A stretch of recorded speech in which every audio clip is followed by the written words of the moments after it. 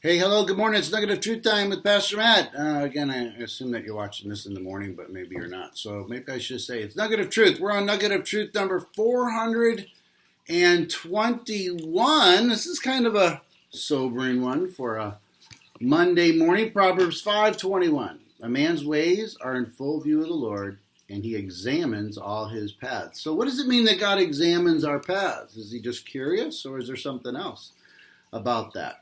So the devotion says, have you sought dramatic change in your life? Consider the fact that Proverbs 5:21, I just read, nothing will so radically alter your perspective as the knowledge of this truth. That's a bold statement.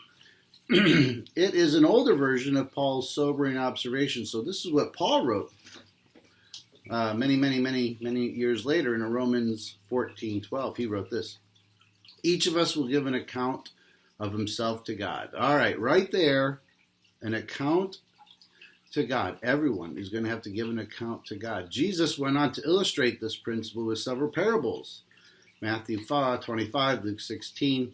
We are not left on this planet unobserved, unaccountable masters of our own selves. We are seen. We are accountable to our Creator, and one day we will stand before him to explain what we have done and what we have left undone. Wow. We will have to own up to every thoughtless comment.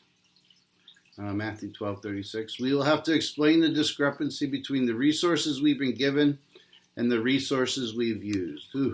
That's not just money. That's time. That's talents. It's opportunities. This can be a frightening thought. I think so.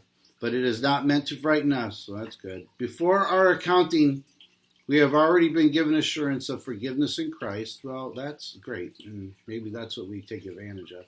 Those who are not in Christ have reason to fear indeed, but we who believe have been covered by the sacrifice of Jesus. What meaning then does this verse have for us? It is sobering in spite of our salvation. Here we go, underlined.